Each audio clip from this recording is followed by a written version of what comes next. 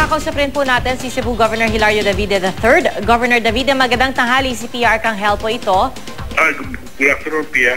Governor, unang-una, kamustahin po namin yung lagay po ng probinsya ninyo ngayon. Alam po namin na marami-rami rin po yung mga naapektuhang infrastruktura at lugar po dyan. Opo, marami po. According to the reports na natatanggap po natin, medyo marami po. Oho. Ano ho ba yung mga nai-report na damage po sa inyo? Well, dito po sa Mandawi City, yung public market po ng Mandawi City, nag-collapse po. In fact, isa namatay nga because of that, nag-collapse. Tapos sa Talisay City naman po, may building nag-collapse. Mabuti na lang po, walang taong na tamaan. Dito po sa Pinamungahan, sa Midwestern Cebu, nagkaroon kasi ng 4-piece distribution para sa mga beneficiaries sa gymnasium nila. Tapos nung nagkalindol, nagpanik ang mga tao, nagsitakbuhan ho, tapos may isang batang na namatay. And may 4 o 5 katao ang nasugatan po. And I also received reports na merong mga cracks in some structures, mostly in the southern part of Cebu, southern towns of Cebu.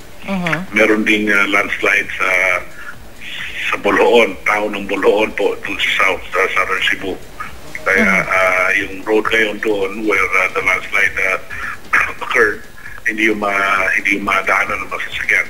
But we are doing, I have instructed the provincial engineer na rin po na to look at the situation, to seek the assistance of the DPWH para ma-clear po yung daan po. So, Governor, sa ngayon po ba yung casualty count po sa inyong probinsya, dalawa pa lang ho ba? Or meron ho ba kayong mga update dito?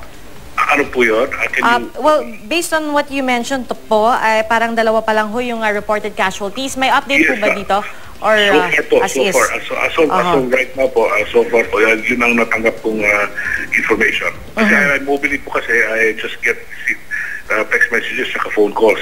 I'm on my way right now to the capital para po i-meet yung Provincial Disaster Risk Reduction and Management Council. And I've also requested Vice Governor Agnes Mapale to convene the provincial board for a special session po para ma-declare ng state of calamity ang province. Pero Gov, dun sa mga lugar na nabanggit ninyo na halimbawa yung meron pong landslide in some parts of southern Cebu, no? Meron ho bang mga rescue or relief operations na isinasagawa po? At the moment, wala po. I have not been informed of any rescue operations.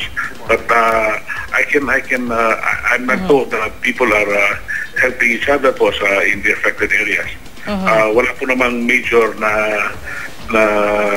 talagang damage, except yung, of course, mga cracks.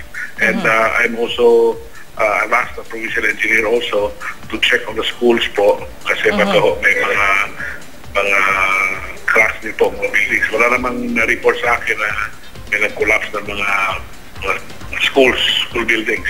We just want to be sure po.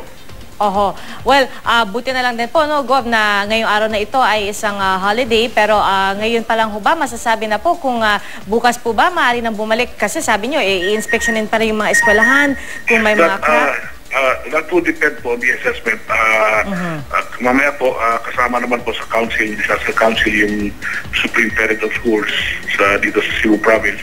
So, I'll find out from him, tsaka I will also ask for his recommendations, as well as the inspectors at the engineers natin, para kung meron mang cracks, if there's any possibility na may danger to the children, so we might just call off classes for tomorrow po.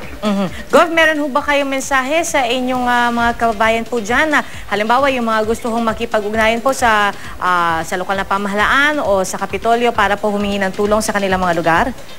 Yes, we have teams po dispatched already to assess the situation. They can always approach them for any help po. And we put up a command center also at the Capitol to receive information and also to lend assistance po kung sino ang nangailangan na assistance po ng provincial government. Gov, maraming salamat po sa inyo. Si Cebu Governor Hilario Davide III, magandang tanghali po sa inyo.